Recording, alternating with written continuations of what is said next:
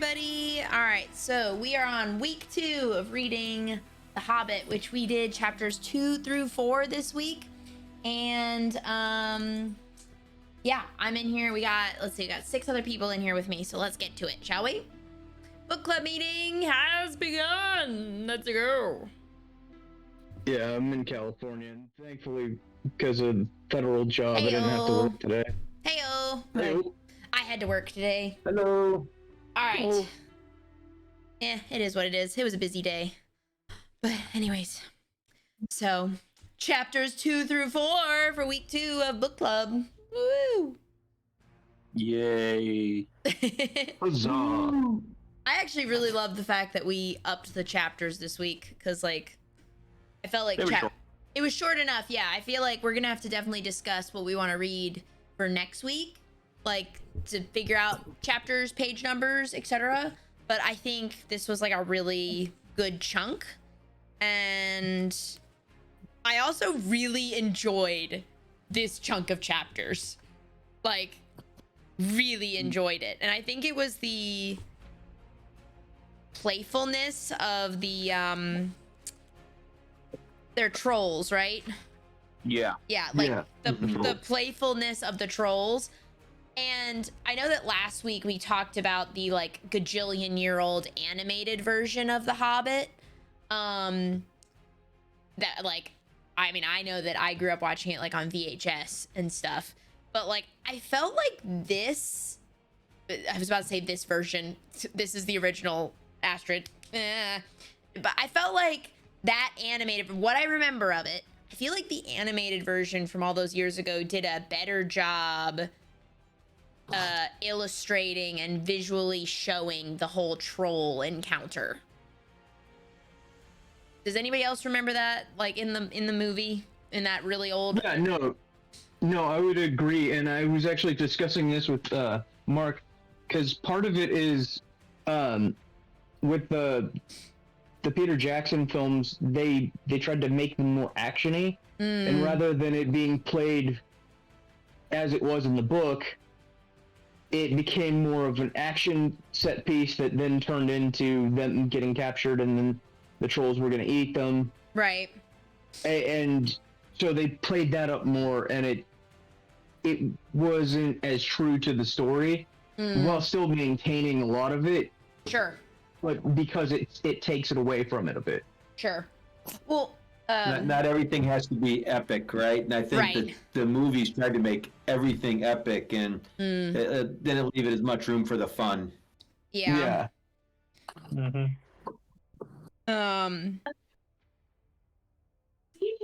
I also found it interesting as well that even pre the troll scene, I just remember when I got to the troll part, I was like, why does this come across more like the animated movie than obviously the more recent, like the Peter Jackson ones? I'm gonna have to go, I think it's on HBO right now, the old animated one. I think I'm gonna have to go like rewatch that and just like refresh myself on that.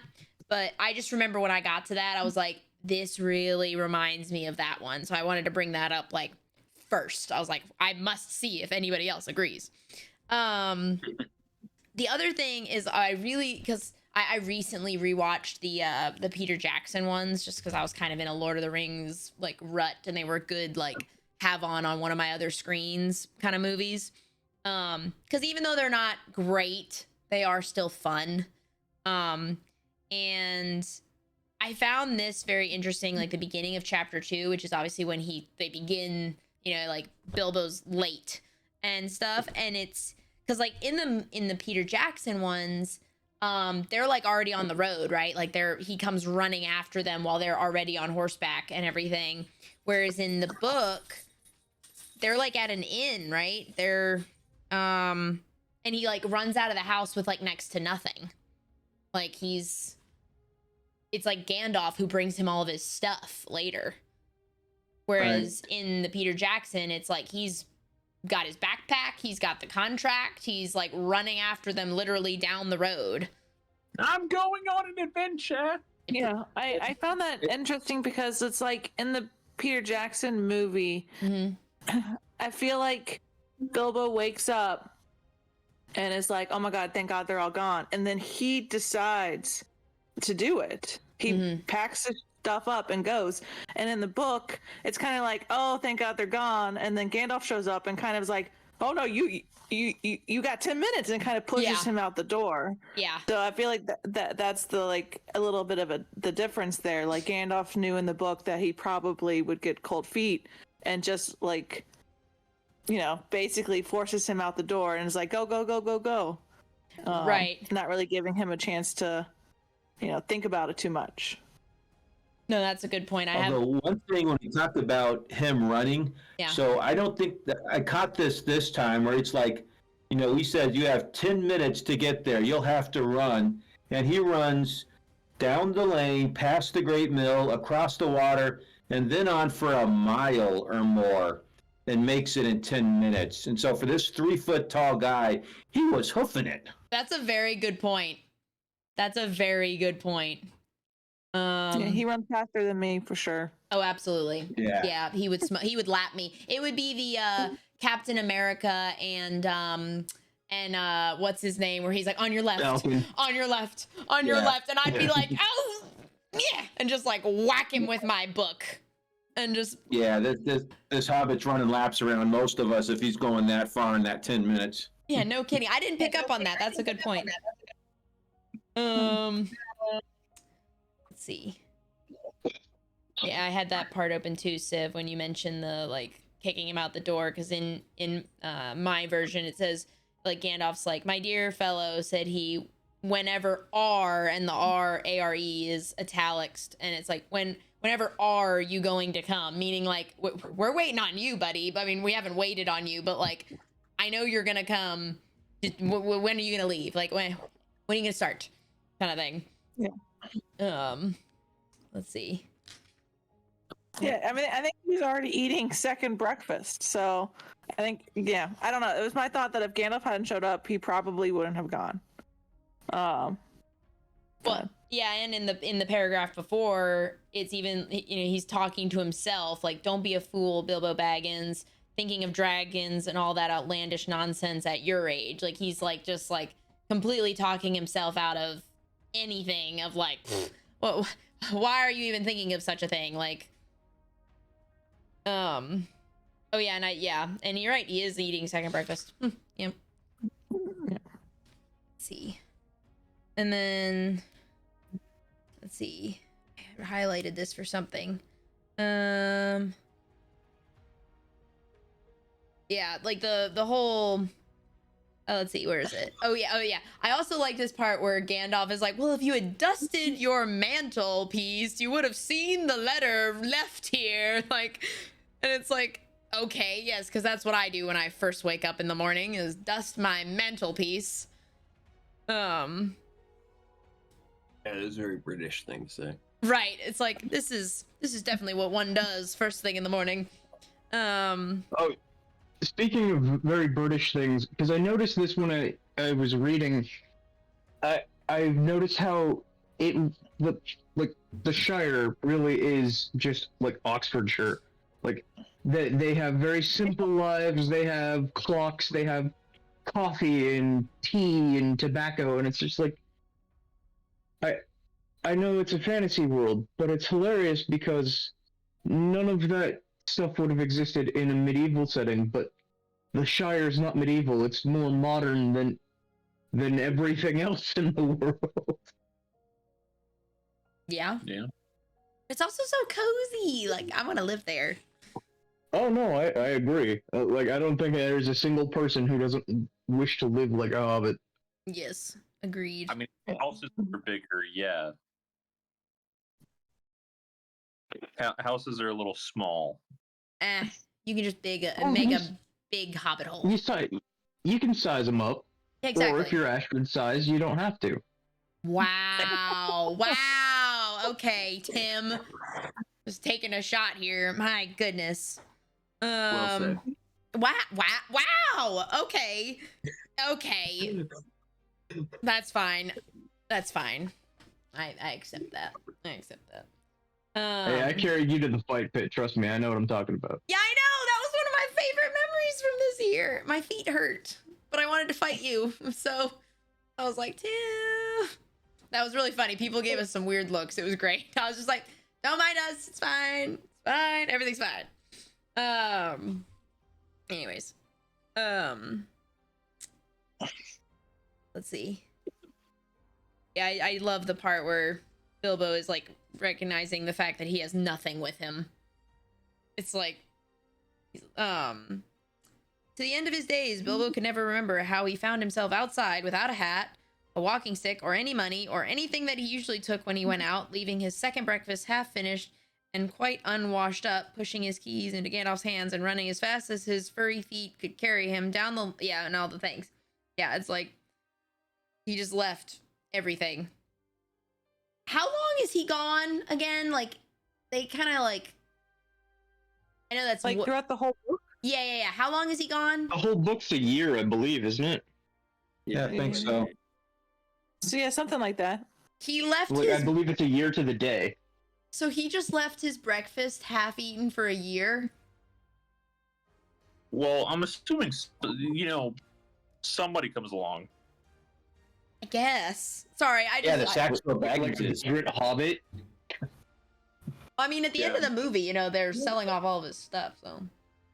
Yeah, because they thought he was dead. Because he was gone for a year. True. But it's like, do they find moldy second breakfast in his kitchen? I know, we're getting way ahead of there, but... And a respectable hobbit doesn't go on adventures. Well, also true.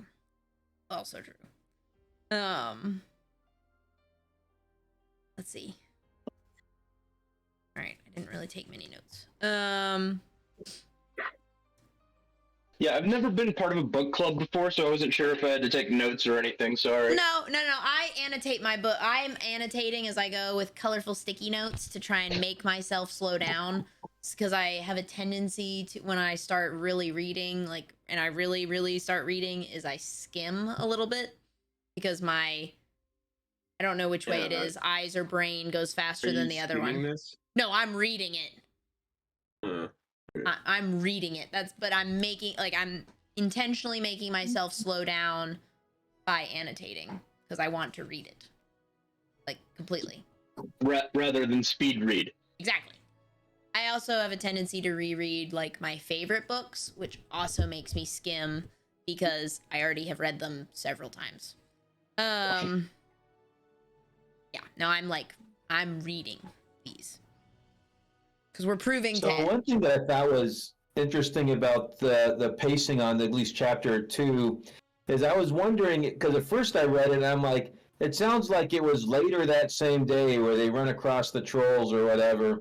But there is there's one paragraph where they describe all the lands that they're kind of going through, because he does say the beginning of it, it's at the beginning of May or right before May. And then, at the one paragraph where they describe all the lands they go through, it's to think it will soon be June. So a month passes in that one paragraph in the middle of the chapter, which is a little odd pacing-wise for a lot of books. They generally don't jump that much mid-chapter. I noticed that as well. Then you have to remember, when they reach Elrond, it's midsummer.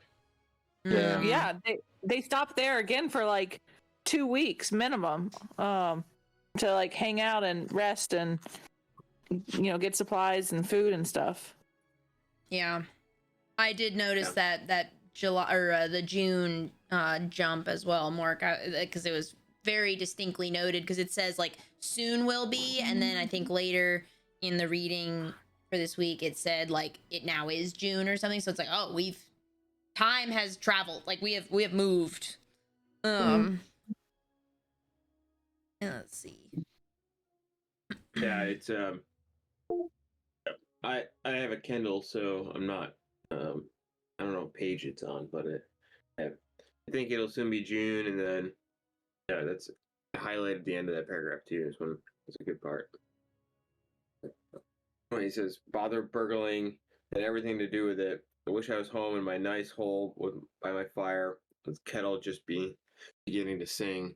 I think that's pretty repeated often. It's the theme of Bilbo. Yeah, I definitely did see that several times, even just in this chunk, is him wanting to be back home. And I was Because even in just a few chapters, Tolkien is an extremely deliberate writer. Like, it's very intentional. I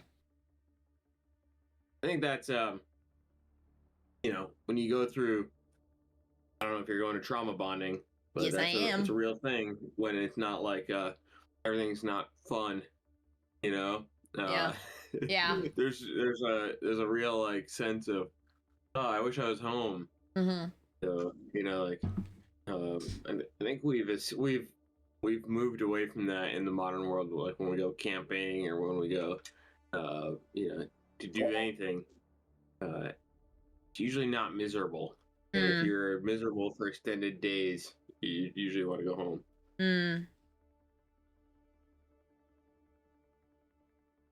Yeah. And before you got in, Jorn, we were talking about how the troll scene reminded several of us of the old animated movie.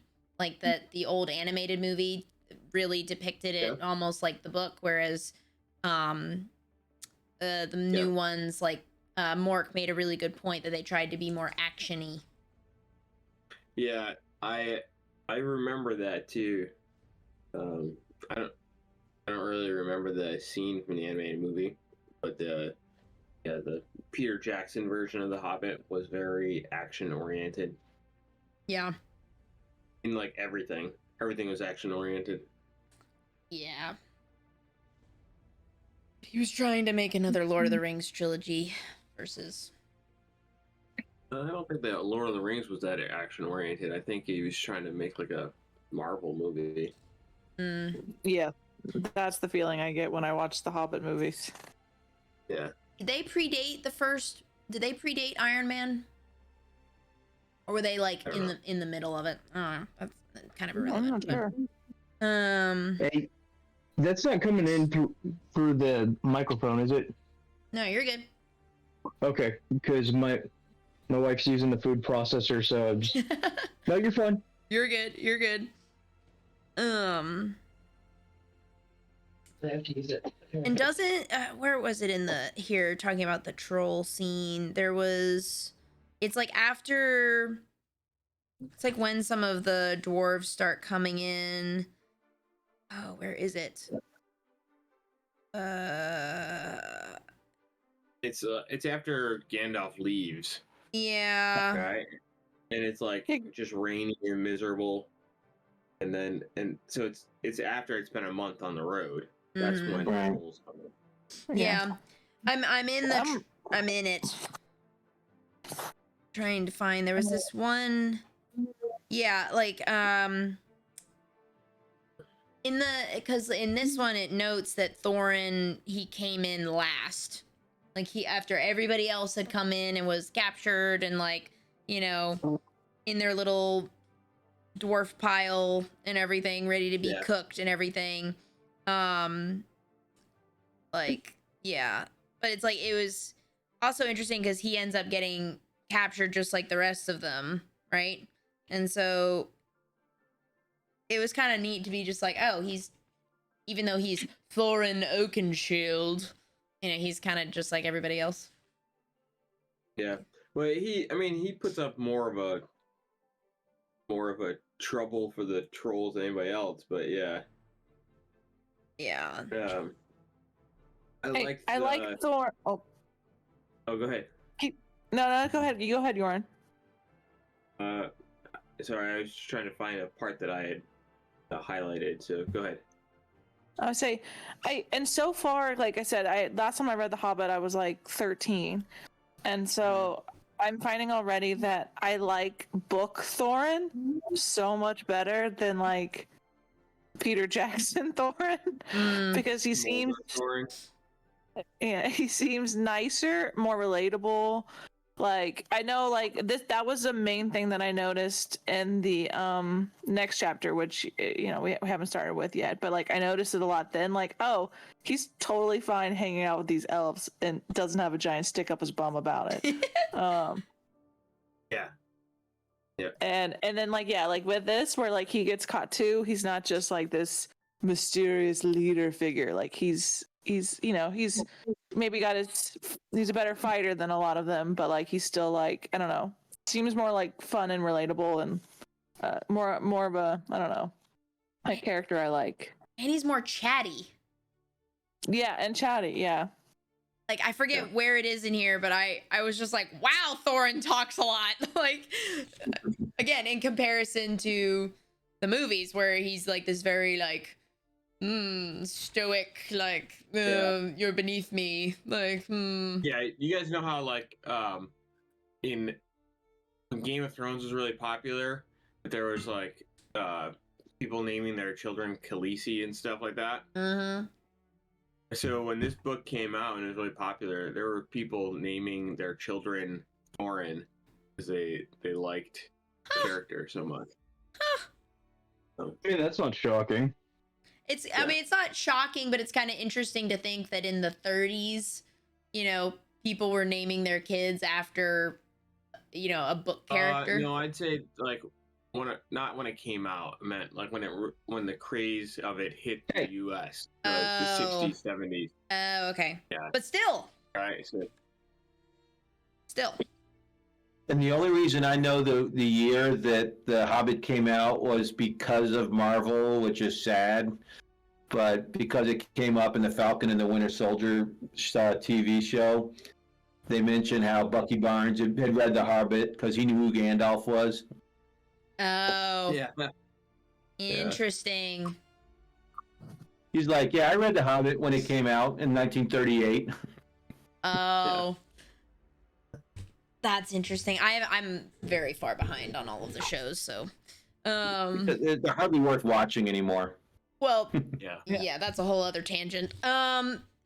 Let's see. Oh, and the other thing I thought was interesting about the trolls is, I thought J.R.R. Tolkien did such an amazing job with the names of all the characters, and there's so much, of course, thought and history and everything that goes into the names of his characters.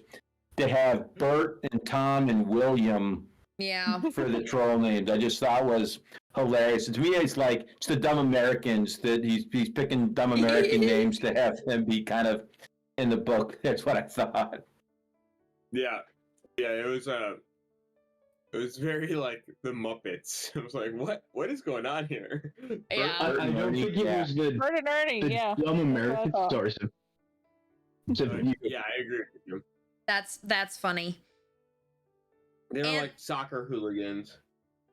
Yeah. Yeah, they're a bit cockney. I think what he was going for was it's like when a DM comes up with encounters, but he didn't name an NPC because he didn't think that they would last. They weren't important, so he just randomly has to pick a name out of a hat real fast because you just keep questioning this NPC, and he's like, "Well, shit, now I got to name these." It's like, this and is I think Bob. He probably wanted to like show their simplicity through a simple name. Mm. Did you guys check? Did you guys catch the thing like when like again? This is kind of I think a theme for me in this is the magical stuff that's not really magical or is magical with no explanation, right? That Tolkien says. So Bilbo tries to pick, one of the I can't remember which troll's pocket, and it says, trolls' purses are mischief. This was no exception, and the oh yeah, I remember that. Yeah, I do remember that. Where his pocket like screams, right? Yeah, his left pocket like says, "Hey, who are you?" It squeaked as it left its pocket. Yeah. Oh, interesting. Yeah, it's like what kind of, so you have this simple trolls, and then whimsical magic where the purse is enchanted to yell at people. And it's like, okay, I guess that's a thing too. Yeah, But he doesn't call it magic, he just calls it mischief. Right. I think is also very interesting. Something I kind of had a question on, and I don't know if it was just because Gandalf was there, but on the end of page 41, when they're burying the chest, they say they put a great many spells over them. Yep. Do we take that to mean that like the dwarves put spells on them, or just Gandalf happened to be there, so he was putting a spell on I think it's both. them? Okay. It is very much they, and later on it talks about Thorin, knowing runes and stuff, or in the beginning too. So I think it's both. I think Tolkien just doesn't emphasize the magical aspects of the story, Right. He just kind of glosses over it all the time. Yeah. It just Man, really it's like, confusing yeah, me. they have magic, they do it. It's just part of the story. Yeah. All right then. Yeah, like I feel like if it was Sanderson, it would have some, like mechanic that they're using to draw power from something to, invest it into blah blah blah, and then they'd be like, and that's how they did it. And Tolkien's just like, nope, they put spells on it. Moving on. Period. End of story. Moving on. Yeah, yeah. Yeah. All right.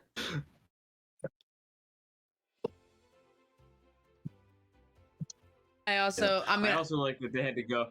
They didn't know their swords were like awesome until they got to Elrond too. Like, these are really nice swords. They're definitely not troll make. I don't know what these runes are. King of Gondolin, yeah, that's his sword. Yeah. I know we'll get there, but I did love the descript. I knew the names of the swords obviously from the movies and everything, but like, it was just really cool how in wherever it was when Tolkien describes like what the names are and then obviously what they're known for. I don't know why that line is very powerful, even though it's just some names of some swords, but it's, I don't know. And then later on, obviously the goblins or whatever know them, and they're like, what is it, like Biter and Beater. yeah, biter and beater, and you're just like, what? Like, it's like, okay, I know that's like skipping massively ahead, but we talked about the swords, and that's the rabbit hole I went down. Like the wolves, they have long memories. Yeah, it was cool. It's a Wheel of Time reference, sorry. You're good. Yeah. I feel like that's also like a bit of like the magic stuff that like they don't really explain, like that the goblins just from like 30 feet away just instantly recognize a sword that that is just known through all the goblin lands, that they just know that that's that sword, and there's no question that they know that's biter and then beater. So like I thought that was interesting too, as I'm trying to pick up these little like magical references that are just part of the story, and people have magic. I wonder about like the Thorin and Gandalf's sword is if they're made the same way as Sting, like why don't they glow blue when orcs are around? That is a good point. That's magic. Yeah. Tolkien's magic again, Yeah. Or the one that glowed happily because it killed the Goblin King, and now it's a happy little sword, all glowing and stuff. Yeah, okay. yeah. I was like, I remember that part. Yeah. Yeah. Yeah, it's definitely. All right, Yeah, you go to sword chapter knows 3 the now sword. and trying to go in a order here. Sure. Chapter 3. All right. I thought, let's see, because 3 is Rivendell. right. Rivendell, yeah. It's chapter Yeah. 4 where we have the goblins part and everything. Let's see. Well, somebody else jump in with something while I'm trying to look for something. Let's see. But yeah, I like, I mentioned this before, but I like that the dwarves are, there's no animosity really in this chapter between the elves and the dwarves. They all seemed like happy to go there, happy to get a rest, and happy to stay there for a while. and there's not that animosity that you see in the movie. Yeah, there's a little bit of a. He mentions a little bit of like they don't like the elves. The elves make fun of them, but that's like kind of. It's not like a more than one sentence. Yeah. I did at the beginning of that chapter, because Tolkien, liked to go hiking. I did like that he, has Bilbo basically say, like, put his foot in his mouth, say, "Is that the mountain?" And all the dwarves kind of laugh at him. Like the first time he sees a mountain, he's like, "Wow, that's huge. That must be the Lonely Mountain." Yeah. Yeah.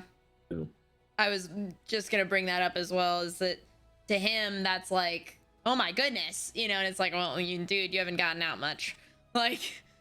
Yeah. Yeah, because he's used to his pastoral, like, flatlands. With little hills. Yeah. And also probably any, for the Hobbit in the group here, referencing back to the height reference earlier, it's like there are things that like seem a lot larger, when you're smaller. Like, I have a vivid memory from my childhood of my, like, the house that we lived in the first couple of years that I was alive. And I always will describe this to my parents. I was like 3 and younger when I lived there, so obviously very fractured little figmenty or like piece parts of memories and stuff. But like I remember the hill in our backyard was like this massive hill, and my dad's like, yeah, that thing was like 2 feet tall. But when you're under the age of 3, 3 feet tall is ginormous, and so it's kind of like, I feel like that's almost the same thing here a little bit, is that he thinks that even if it was like air quote little mountains, to him it's like, oh my gosh, this is ginormous, Yeah. let alone the fact that he was, he hasn't left Hobbiton, so what does he know? What do you guys think of the having to try to find Rivendell, right? Like how, it's basically described as like them trying not to miss it, right? Like trying to make sure that they find Rivendell by finding the white stones that are painted, like very trail marker, someone who likes to go hiking, putting that into their book, kind of thing. It definitely makes sense, especially for what's supposed to be an elven refuge. For a race that's disappearing, they would be very secretive about like where they keep themselves. So having like a way that you would find their home only through careful examination makes a lot of sense.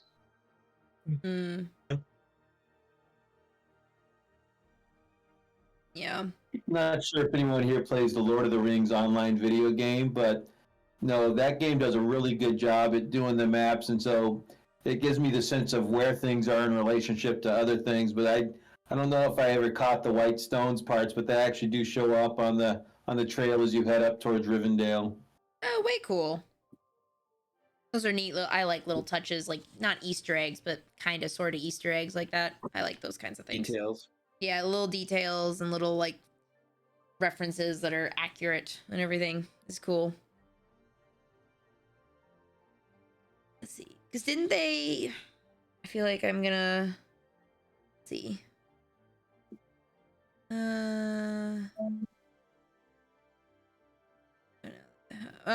Wasn't there something where they thought they found it or something, but it wasn't?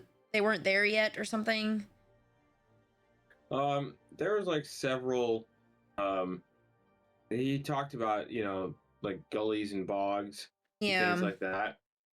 I like the reference to the one where he talks about a bog, that looked beautiful, but if you rode your horse in there, it would sink.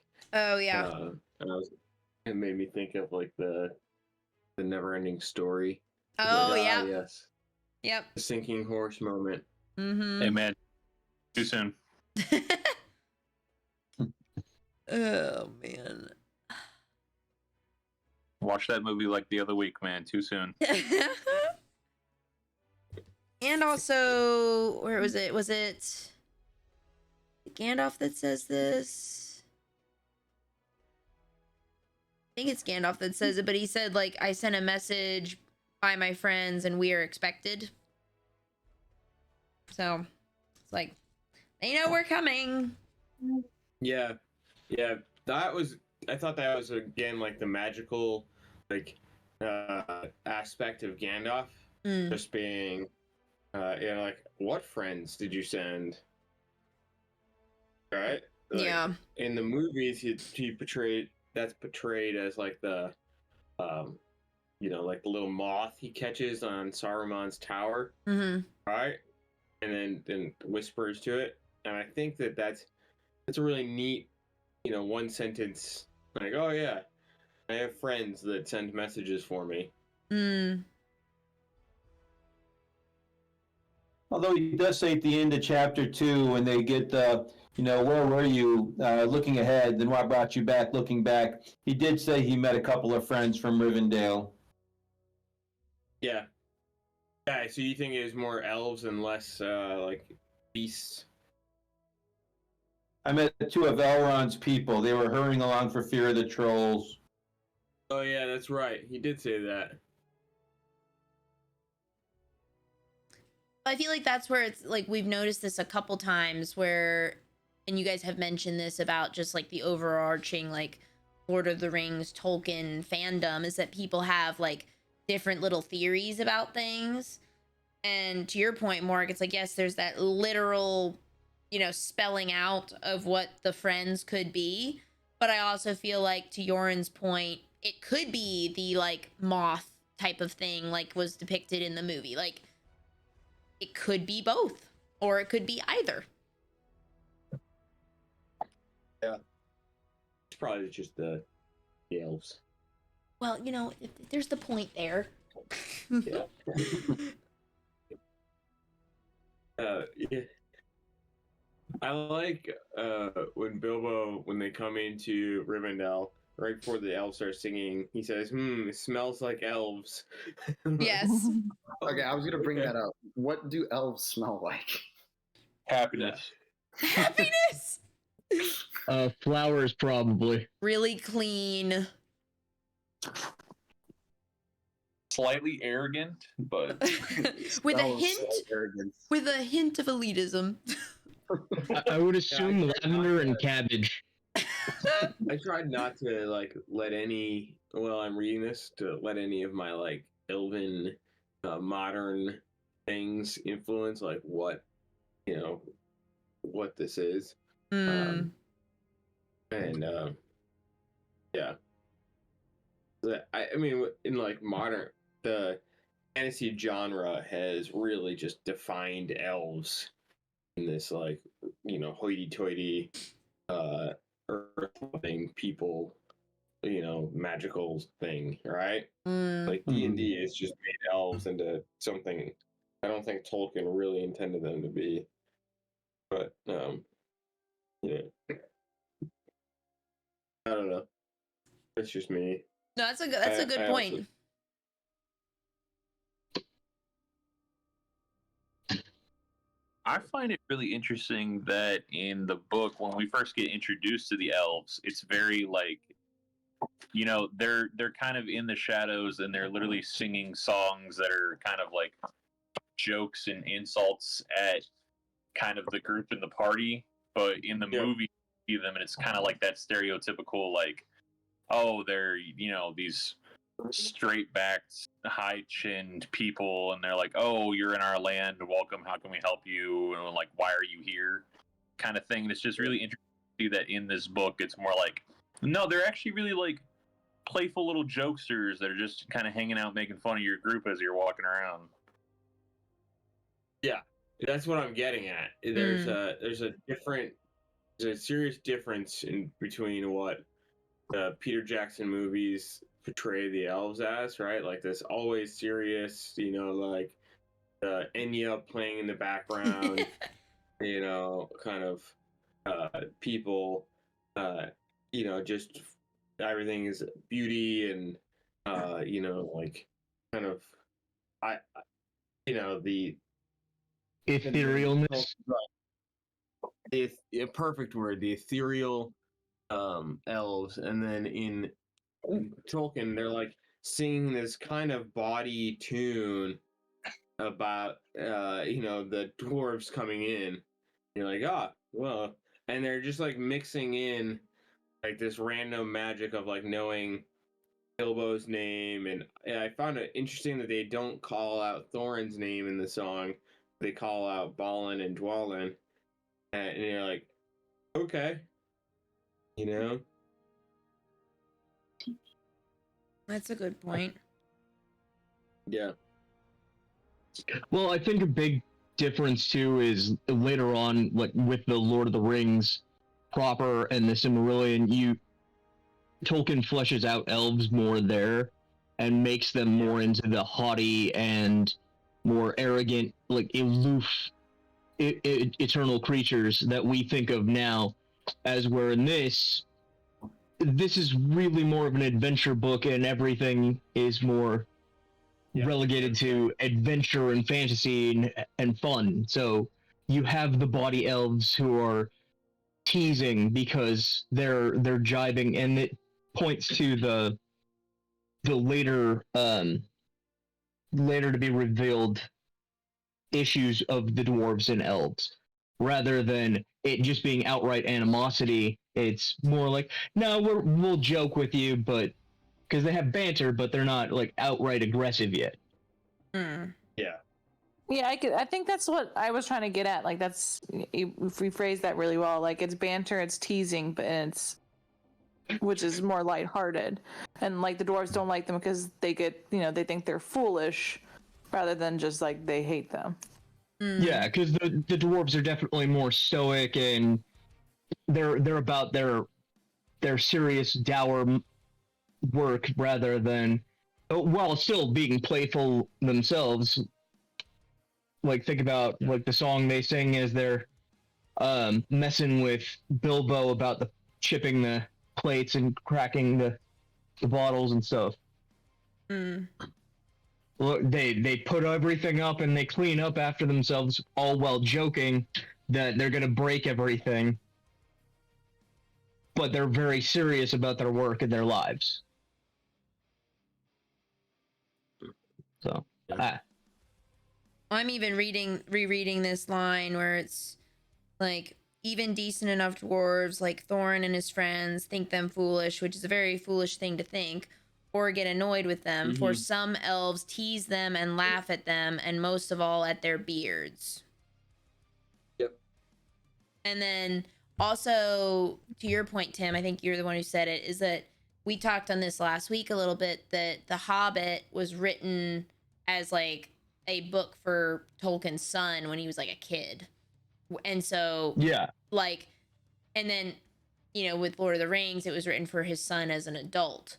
And so it's like, I'm almost wondering, obviously, like, he probably had a bit of like the foresight to plan this a little bit, but maybe with my noob understanding of the books, considering I have not read them, which is why we're doing this, but if almost he doesn't go into the like super intricacies of the dynamics between the two groups, because again, this is meant for kids.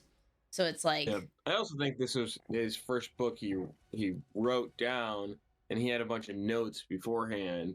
Maybe he just didn't have it all fleshed out too. Happens a lot with authors. Fair. I'm thinking of Wheel of Time. Like the first book in the Wheel of Time is very thematically not the same as like the rest of the Wheel of Time. Okay. So. I did really like the line, mind Bilbo doesn't eat all the cakes they called. He is too fat to get through keyholes yet. And it's like, yikes. Like, wow, they just called him out there. And that they know, like, that he's a burglar. Like, that they not only know his name, but they know he's a burglar. Yep. Yeah, and they reference just that elves just know lots of stuff, right? Like they're good at gossip. Mm. And it's like, okay. you know? So. Yeah, the whole, like, literally a line later, it's like, valleys have ears and some elves have over merry tongues. Yep. Yeah. What'd you guys think of the, it's right after the mine that Bilbo doesn't eat all the cakes, when Tolkien comments on writing pleasant times versus writing, uncomfortable times, right? He says, now it's a strange thing, but things that are good good to have, and days that are good to spend are soon told about, not much to listen to, while things that are uncomfortable, palpating, and even gruesome may take a good tale and take a deal of telling anyway. So he's kind of commenting on life in general, and that, like the things that are enjoyable that we kind of long for, the tales of or the sitting in our house with our hearth and our tea kettle, as Bilbo has said again. They're not really worth telling, but the kind of miserable times are what are worth telling. I thought that was interesting. That is also so relatable to nowadays. Yep. Because people say all the time that, like, on social media, right, that is only a snapshot of people's lives, and most people only show you the good stuff. Like, they don't show you the difficulties they're struggling with, the loss they're struggling with, like, whatever the case may be. Like, they only show you the, like, pretty snapshots and everything. And it's like, well, that's almost, it's, people tell that, like, that's easy, to tell, like, ooh, look at how good my life is, kind of thing. But, it's like, that's great that things are going well. But then it's the, while things that are uncomfortable, may make a good tale and take a deal of telling anyway. And it's like, yeah, when you think about telling anything that's painful, hard, hurtful, whatever, like the sad stuff, the not so pretty stuff, it's like, yeah, they, it's hard to get through sometimes. They might make you emotional. It might make you in any way, shape, or form. And it's like, that is even relatable nowadays. Like, that's crazy. Yeah. Well, yeah. I took it. Go ahead. I was gonna say the best things require effort and they require sacrifice, and that's why we think about them as trauma in some senses, because it takes work to get those things.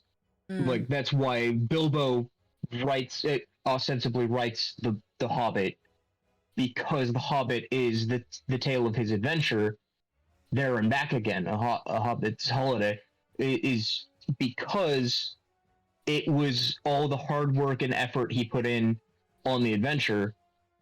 That's why that's important, because that's what gives him a great tale to tell, rather than it being, oh yeah, I just walked around the block and that was that. Right. Yeah. I think that Tolkien also is drawing to what we as people, or what our attention goes to.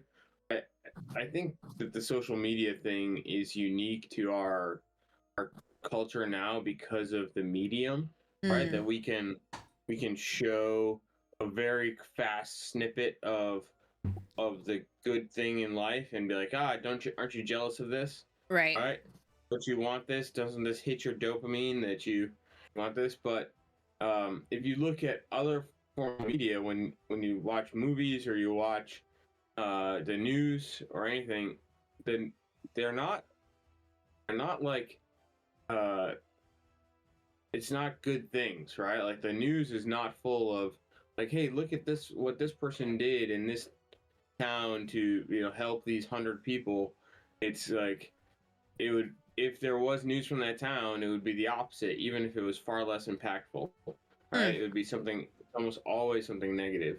And I think that is the human nature of the negative emotions are what we end up telling.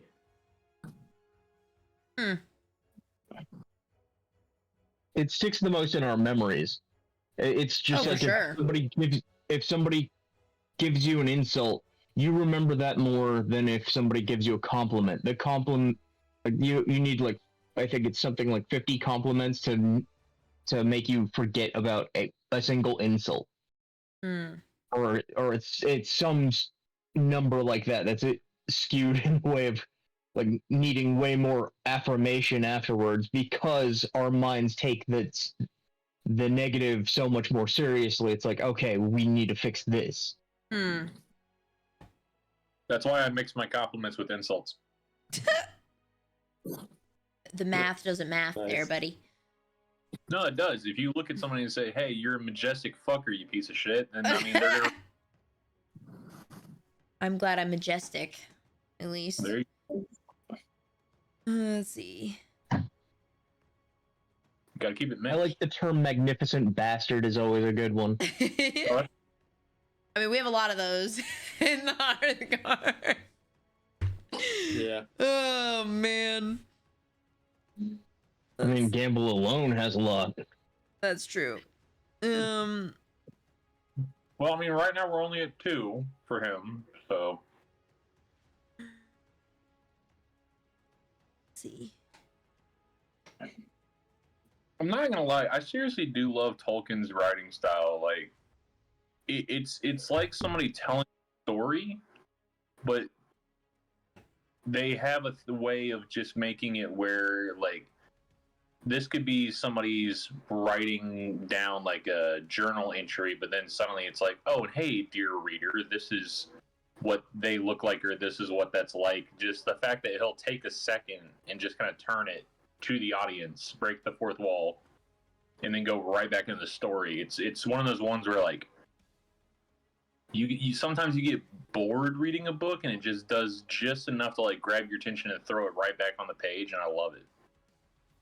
I find that's not just a power of Tolkien's, but I find a lot of British authors have that. I remember specifically this line: "It hung in the hung in the air the way, exactly the way a brick does not," and that will always impact my brain. Is like I know exactly what that means, even though it's completely nonsensical.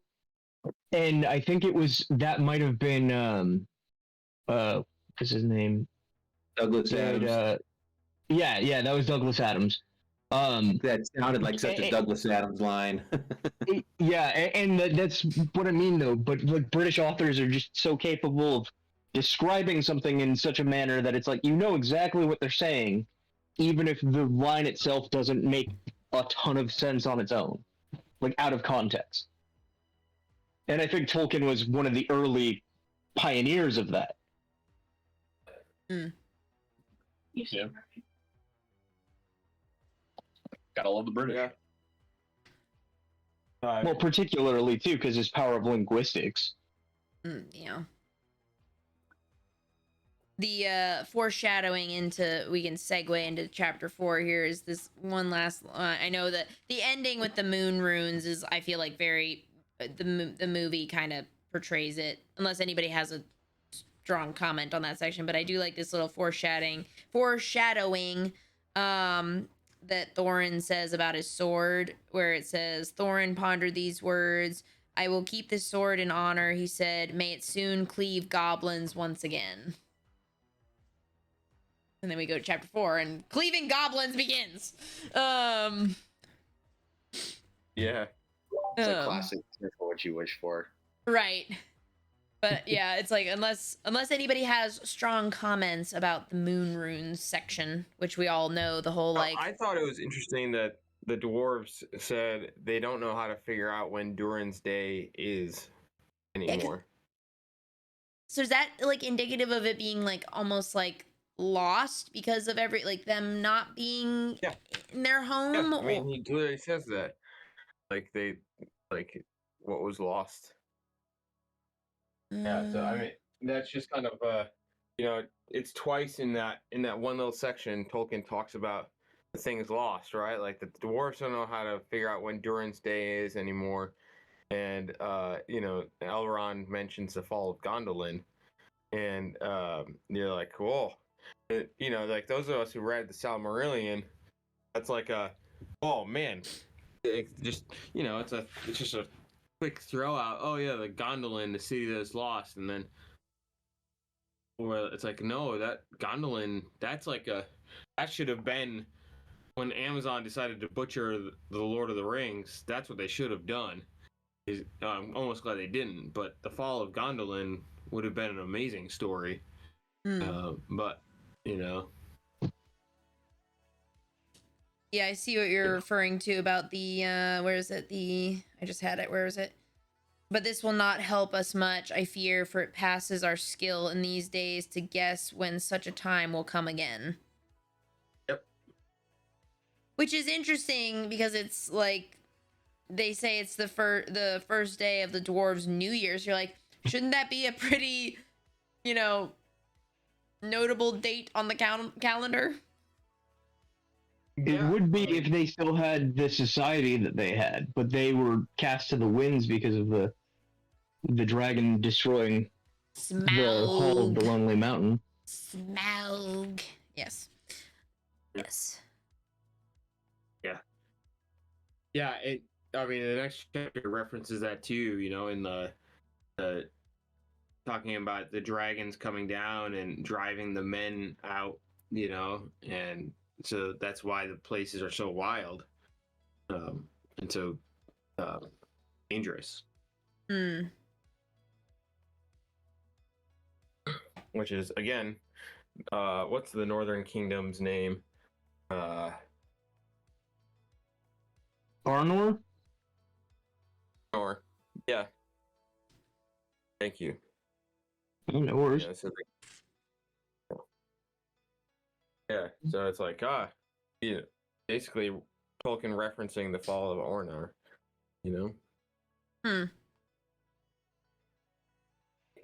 That's so cool. If you didn't know, Elendil had 2 sons.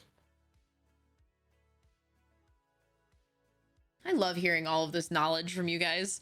Like, the depth of knowledge. I actually told my dad the tidbit that you guys said last week about Merry Pippin and Sam, and I know that just that fact and everything about how it was those were Tolkien's friends that you guys said they needed to get back home safely and everything. And my dad was like, that is very interesting. He's like, I did not know that. That is way cool. Like, just from a wow. Yeah. Did you know that Pippin's a real name? I mean, no, not from I don't know anybody with that name. Pippin, King Pippin was a French king who basically set up Martell to be able to defeat the Saracens at. So he was Martell's father, and thus Charlemagne's grandfather, who in France, king of the Franks. So Pippin the Great is a real king of the Franks, who, united the Franks. Huh. Way cool. Yeah. Yeah. So Tag and I are related to him too. Oh, neat. Yeah. Oh, that's cool. So when I was doing my reading for this week's reading on Thursday on stream, Jay was reading along with me at the same time, and he was like, they talk about football, and I was like, what? I was like, you're like a page or 2 ahead of me. And so they talk about football. Yeah. We have golf, and now we have football. Golf, of course, being invented by Bull Roarer Took. Yeah. But I guess this would be what we know as soccer, right? Yeah. Yeah. Yep. So but yeah, if we don't get blown off or drowned or struck by lightning, we shall be picked up by some giant and kicked sky high for a football. Yeah. Yeah. That's awesome. Yeah, and it's still like there's still like the rock giants, which was neat because obviously the movie shows that. And then and then Well, let's say talking about kicking him sky high. Wouldn't that be referring to a punt? yes, Yeah, but pretty much. yeah. Okay. Yeah. But then yeah. Well, I think he's talking about like football is in British football, not a punt like a American football punt, but a British football kick. So a soccer kick. I do believe they still have punts in football, though, don't they? It's just not in the same manner we think of it with Maybe American yeah, football. like goalie punts it, right? Like Yeah, he punts the ball. goalie could do that. Yeah. And then It's a very British go ahead. term too, punting. Yeah. And then the the part where Philly and Killy come back and there's like, we have found a dry cave, and then Gandalf's like, have you thoroughly explored it? It's like, oh yeah, we did that. Like, yes, it's fine. Not really. You're at the front door of the goblins. So they say, was it at their front door? Or did they say like their Front porch. Yeah, I was like, it was either front door or front porch or something. I found that funny that goblins think they have porches. One of my main takeaways for the chapters, I think on page 59 during the second paragraph, I'm pretty sure Tolkien's blaming goblins for WMDs and guns and the like, because he says that it is not unlikely that they invented some of the machines that have since troubled the world, especially the ingenious devices for killing large numbers of people at once, for wheels and engines and explosions always delighted them, and also not working with their own hands more than they could help. Yeah. Oh, That's I see an that. awesome line. Yeah.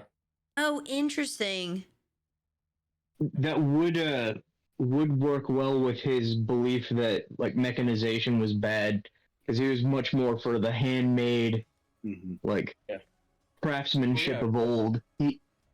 He was in World War One, so like the first mechanized war, he was the experienced the trauma of it. Of course, he believed mechanization was bad. Oh yeah. And whole generations of young men couldn't make it back to the villages of rural England, which inspired the Shire. So yeah, that makes a lot of sense. Yeah, I do like that he pins it on, basically as that these things are evil, right? Like he's saying that goblins invented them. Goblins are evil. These things are evil, and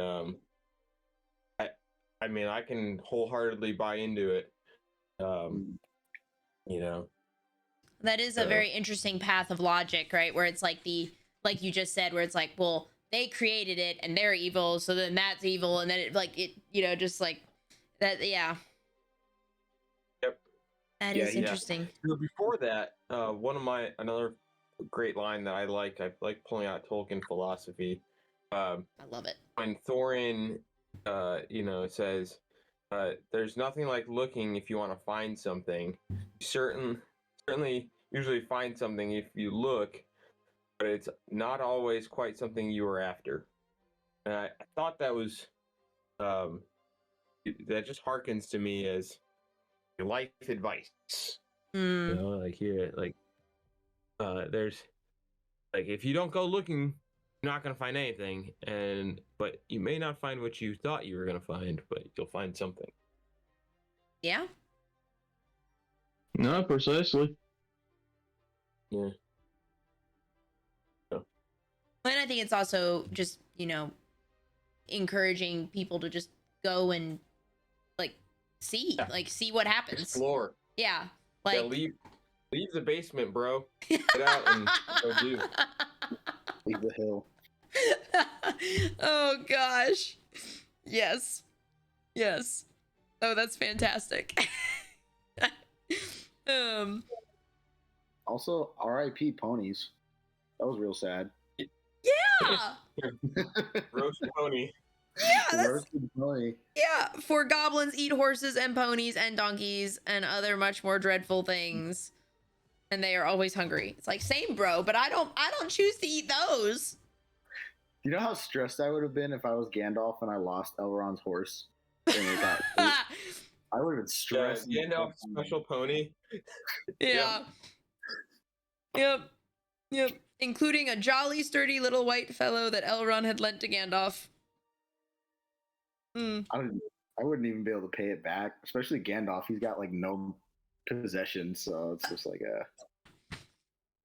Oh, I had a He's an angel, dude. He doesn't need possessions. That's true. You're right. This is backtracking for 2 seconds because I just had a question about this. Like, Gandalf has a wand? Oh yeah, I wanted to ask about that too. Because, at least for me, it's on 55, and it's before the, it's about a page before the clap snap, the black crack, like, song poem thing, and it's right at the end of a paragraph, but the wizard was taking no risk. He lit up his wand, and he did that day in Bilbo's dining room that seemed so long ago, if you remember, and by its light they explored the cave from end to end. Is that a wand like we think of, or like when we think of like Harry Potter, or is that like, is he just talking about Gandalf's staff, or does Gandalf have a staff and a wand? Gandalf's staff. I don't know. I think he might use them interchangeably, but I do believe it is his staff. I think so too. But you know, That was just it was just something I found. I was like, wait, what? Like, he's not Harry Potter. Omar. Yeah, go for it, dude. It's actually in reference to his staff back in like I'm talking old English. A lot of the times a wizard's staff would be referred to as a wand because a wand was considered a magic item. So he around with his wand that he would use to like use magic with, but it would actually just be a staff. Oh, it's interesting. English. Yeah, and I think it also might be due to his history as a linguist, where rather than using the same word over and over, he would switch things up as descriptors. Because the man was pretty much a walking thesaurus. He wrote the dictionary. So I think that's part of it. Okay. Yeah, I agree with you. That's cool. Huh. Yeah, I like that Gandalf casts chain lightning. Yes. I thought it was Powerful like Gandalf. Shatter. What? You thought it was what? It was like Shatter or Thunderclap. Or Yeah, I mean, maybe. Could be any of those things, right? He did But, something yeah, epic. Yeah.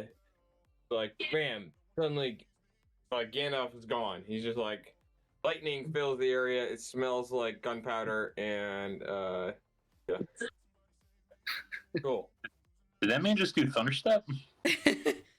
Yeah, maybe it was Thunderstep, too. Yeah.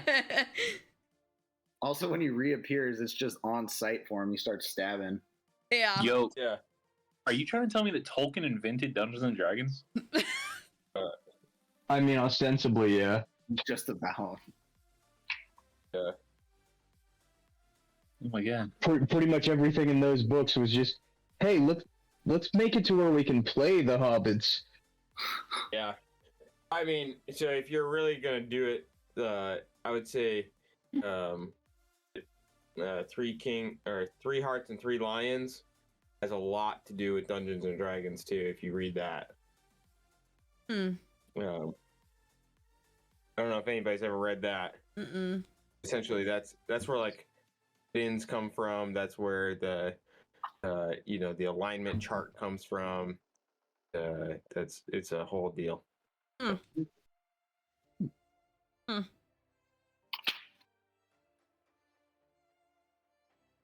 The goblin, the great goblin, does mention a couple times that they are elf friends, which kind of goes back to our previous conversation of like the interesting dynamic between dwarves and elves. But like it's not really touched on in the Hobbit. You guys are like saying compared to Lord of the Rings. And then the Oh yeah, you're talking about Elrond being a half elf. he is. Oh yeah. Yeah. His name is Elrond Half-Elven. Did I miss that? Aren't his parents Yeah, buried? it says in the chapter like that. You know, like his father was like a great warrior, referencing the men. Oh. He's also got a brother too. Yep. Who didn't his brother choose to be human though? Yeah. Yeah. Oh, interesting. So he's long since gone. Yeah, probably. Like Yeah, long since. It's a Lay of Luthien. Interesting. That's such a great story. It all comes back to the Silmarillion. Yeah, we'll get there. We'll get there. It might take us a while, but we'll get there. So we are going to be reading that. We'll get there. We got to get through Lord of the Rings first. Remember, I haven't read any of them, so we're taking it one book at a time. Ashley's gonna have a picture of her with a giant. Wait, you've never read any of them? Shh, Tim! Do not revoke my nerd card. I'm not going to. No, I just didn't realize you were much younger than I am. That's why I'm asking. So my brothers both read them, and they're 10 and 8 years older than me. And then I wanted to read them several times, and I started reading The Fellowship several times and couldn't get past Tom Bombadil. But every time I was also trying to read them, it was also like when I was in school where I had books for English class to read and other things and, you know, stuff like that. So, yeah. And I've wanted to read them for years because I'm like, I should really read these, you know, and I wanted to read them. And I was like, you know what? It's the year to do it, man. We're going to make this book club and we're going to do the things. And then there were people who actually were interested in doing it. And I was like, we're going to do it. Let's see. Wasn't there the part here towards the end where well, I'm just skimming here to try and find it, but Bilbo makes another reference here at the end where he's like, why, oh, why did I ever leave my hobbit hole? Yeah, he's made like 3 references to that since like the first one. Yeah. But yeah, he just keeps referencing it. Almost always with the tea kettle referenced. Very British. Just want some tea. Yeah, and then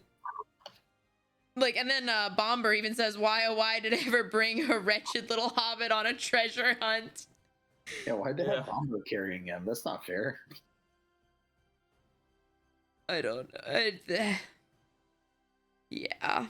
The visual here at the end I felt kind of like it was playful and funny in a way. Like they're all running and you know, Bilbo is on Bomber's, like, is he like on his shoulders or something? Or like, is he just carrying him?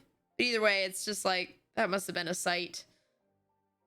Yeah, just the fattest dwarf carrying this tiny hobbit. I did also find it interesting that when the goblins went into stealth mode, they even put on little shoes. Like, right? They, Mm-hmm. Is it, I don't know, it's somewhere in here, but like they put on shoes to be quieter. And I was like, okay, interesting. Yeah. Yeah, they had their boots of sneaking. Yeah. Yes. I've equipped this. Yeah. Increase my stealth. Yeah. Yeah. I think yeah, it's funny. Goblins, man. Vulcan's never able to. I like, like orcs. He gives a lot of story for orcs, and goblins. Kind of are orcs, and but we're just very different in this than orcs are in other tellings. How so? Like, what do you see as like a defining difference? I would say that again. I think that they're a little. It's more child friendly, whimsical. They're like, I mean, they are just like killing the dwarves. They capture them and they bring them down to their leader, who's just a goblin with a really giant head, Mm. and you're like, okay, and then They're more playfully evil. yes, yeah, like cartoon villainy evil. Yeah. Like you could imagine the great goblin having a mustache and twirling it, and you're like, okay, and I mean it's kind of it's not the seriousness of the Lord of the Rings, where like the orcs, Uruk-hai, are like they're here to destroy the world of men and elves. It is like, yeah, these guys they're straight up evil and they get into too much mischief and they love it making weapons and they're nasty fellows. It's like nasty fellows is perfect way to say it. So instead of being like they are evil, like they just act like people, Right. And just all their references to all like their little, just I don't know, like you said, like they're eating the ponies and the horses, and they're who are these miserable persons, said the great goblin. Like, what? Yeah. And the fact that they sing a song to Yeah. the dwarves as they're carrying them down into the mountain is like, okay, this is very like Wizard of Oz, right? Like the bad guys at the castle singing a song. You're like, okay, what is going on here? Yep. Yeah. Yep. And it just harkens to maybe a simpler time. I like it. Yeah, and I mean, this isn't to go back and rehash the trolls thing, but even the trolls, right? Is it like these big bad trolls? They're being confused by Gandalf talking to them, and they're like, "Who's talking to us? Like, are you speaking? I'm not speaking. What are you hearing? And all this stuff." It's like, what in the world? Yeah. It's that same kind of like. It's a children's story. Yeah. It's so not so dark and doom and gloom. I appreciate it. Yeah. Yeah. Because even the air quote bad guys are still like playful and kind of dorky.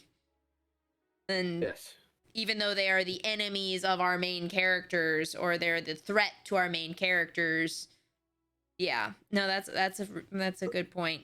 I have definitely noticed, since we made that reference last week about how this was like written for kids, is I was like, I have noticed that it's not super doom and gloom and like everything. Yeah. And then the let's see.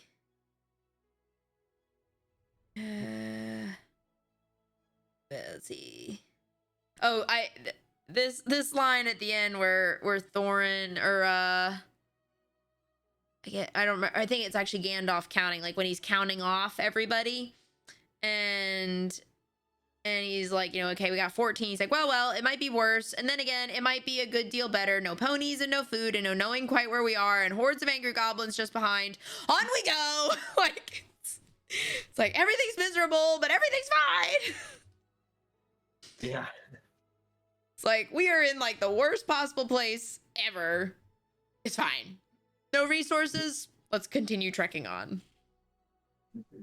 And then I do like how this chapter wraps up, though, where in a very abrupt way, like, like Dory like shouted and fell, and then the Hobbit rolled off his shoulders into the blackness, bumped his head on a hard rock, and remembered nothing more. And it was kind of similarly to the end of our last week's reading, where it was like, Bilbo went to sleep, and it was just like that kind of like, okay, what's happening when we turn the page kind of thing. And I like closing, like it's still a cliffhanger because you're like, well, what's gonna happen next? But it still is an end. Like there's a defining action of ending, but you're like, okay, well, he's knocked out, but what happens? Well, they've got goblins hot on their tail, like, ah. Let's find out. In next week's episode, literally. Yeah. Well, Yeah. I know we'll talk about it in the chat, but I'm curious to see what next chunk, because I liked this chunk, like the length, and it was good because we got several little like big chunks of story. We got the trolls, we had the goblins, we had the elves. Like it was really good chunks. And I think like probably close to 2 months has transpired in 3 chapters, maybe longer. Yeah, I mean, I liked reading this chunk. There's like the amount of reading, but the session here has gone on for like an hour and a half. I got to get ready for work. Yeah, you're good. I'm wrapping up anyways. You're good. But this was really fun. Yeah. We'll discuss what we read for next week. Yeah. But good stuff, everybody. This was super fun. I love learning all these things. So thank you. Thank you. Good night, everybody. Yeah, glad to be here. Or good morning in the case of Yoren. But thanks, everybody. Okay, bye. Bye. There you go. Yeah, I'm glad to be here. It was great. Yeah. Great to have you, Tim. All right. See you guys. All right, have a nice one. Bye. All right, guys. Excellent reading for chapter 2. So, or not chapter 2, week 2, sorry. Great discussion. 3 chapters. Like I said, I gotta talk with everybody about what we're gonna read for this week. Because we've already derailed from our plan. Man, I love learning about this. This has been so much fun doing the discussion and everything. Because yeah, reading my chapters on Thursdays is fun and all, but like hearing the perspectives and learning little things, like the wand thing is actually just a reference to his staff kind of thing. It's just very interesting. Very interesting. So, I will catch you guys later this week. Let me wrap her up here and yeah. Oh gosh, I'm having so much fun with this. All right.